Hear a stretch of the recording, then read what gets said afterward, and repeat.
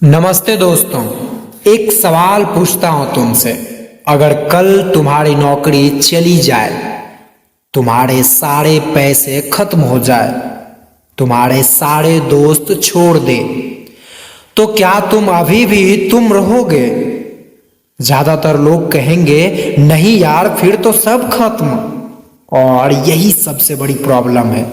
आज की कहानी उसी के बारे में है। अहम, वो झूठ जो तुम सालों से खुद से बोलते आ रहे हो। आओ इसे समझाते हैं। पहले बार आप इमेजिन कीजिए एक बच्चे की कहानी।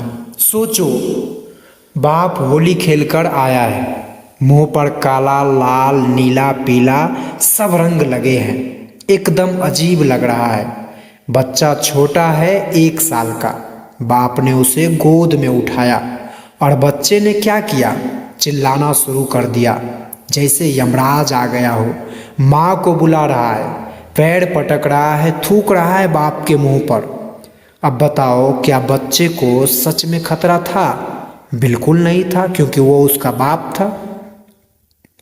बाप वही था, गोद वही था, प्यार वही था, बस चेहरे अलग था। तो डर था या नहीं था? बिल्कुल डर था। पर असली डर था क्या? बिल्कुल नहीं था, क्योंकि वो उसके बाप में गोद में था।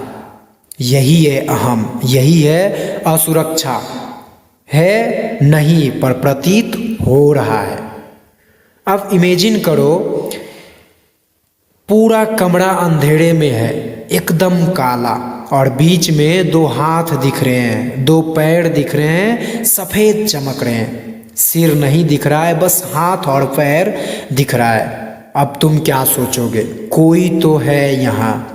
बस यही है अहम। जूते हैं इसलिए मैं हूँ, घर है इसलिए मैं हूँ, पैसे है इसलिए मैं हूँ। अहम का खुद का कोई वजूद नहीं है। वो दूसरे की चीज़ें उठाकर खड़ा हो जाता है। इसलिए जब जूते चोरी होते हैं तो लगता है जैसे जान चली गई। शादियों वाली सालियाँ जानती है ये बात बहुत अच्छे से। जूता तो मैं हूँ। हंसी आ रही है, पर यही सच है हम सबका। तीसरा बार आप इमेजिन कीजिए कि एक डॉक्टर है, वो सर्जरी करने जा रहा है, ऑपरेशन थिएटर में जाता है। वहाँ कोई मरीज नहीं है। मरीज की टाई है, जूते है, घड़ी है, कपड़े है, चश्मा है, सब रखा है। और वो सब मिलकर चिल्ला रहे हैं, मेरा इलाज करो, मैं दुखी हूँ। डॉक्टर क्या करे? जिसका इलाज करना है वो है ही नहीं। यही प्रॉब्लम है अहम की। सारा दुख, सारी चिंता, सारा तनाव अहम को है, पर अहम है ही नहीं तो इलाज कैसे होगा? चौथा बार इमेजिन आप कीजिए, लकड़हारे की कहानी के बारे में सोचिए जरा। एक लकड़हारा था, रोज उठता था, जंगल जाता था, लकड़ी काटता था, बेचता था, खाना खाता था, सो जाता था। एक दिन उसे बोध हो गया, मतलब ज्ञान मिल गया।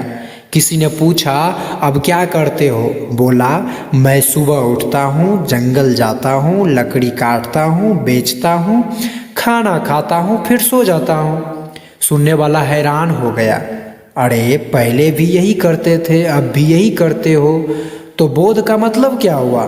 लकड़हारे ने कहा, पहले बेहोशी में करता था, अब होश में करता हूँ। जरा सोचिए, यहाँ एक अजीब, एक जरूरी बात है। अगर लकड़हारा पहले कसाई होता, जानवर मारता, खून बहाता, तो बोध के बाद भी वही करता रहता। नहीं, बाहर नहीं बदला तो भीतर भी नहीं बदला। ये जो लोग कहते हैं मैं भीतर से बदल गया हूँ, बाहर से सब वैसा ही है, ये झूठ है, एकदम झूठ है। असली इलाज तो फिर करे क्या? लाओत्ज़ो कहते हैं, जो भीतर झूठ बैठा है उसे हटाना है, तो उन सब विषयों को जीवन से हटा दो जिनको उस झूठ ने पकड़ा हुआ है। सीधी बात, गलत नौकरी है, थोड़ा सा बदल दो उसको। गलत रिश्ते हैं, बिल्कुल बदल दो। गलत संगत है, अभी का अभी तुरंत बदल दो। भीतर का बदलाव बाहर दिखेगा, नहीं दिखेगा तो बदला नहीं है। और एक बात, जिन्हें सच में बदलना है वो अपनी पुरानी यादें छोड़े। स्मृति कोई पत्थर पर लकीर नहीं है, मन में प्रयास से बंधती है। प्रयास हटाओ, स्मृति हट जाती है। तो आज की बात सुनिए ध्यान से। तुम वो नहीं हो जो तुम्हारे पास है, तुम वो नहीं हो जो लोग तुम्हारे बारे में सोचते हैं, तुम वो नहीं हो जो तुम्हारी यादें कहते हैं। तुम उससे कहीं ज़्यादा हो, पर ये जानने के लिए पहले वो सब छोड़ना होगा जो तुमने अपनी पहचान बना रखा है। एक बार बोलो खुद से, ये सब मैं नहीं हूँ, मैं इससे आज़ाद हूँ। थोड़ा दर्द होगा, पर उसके बाद जो हल्कापन आएगा वो तुमने पहले कभी महसूस नहीं किया होगा।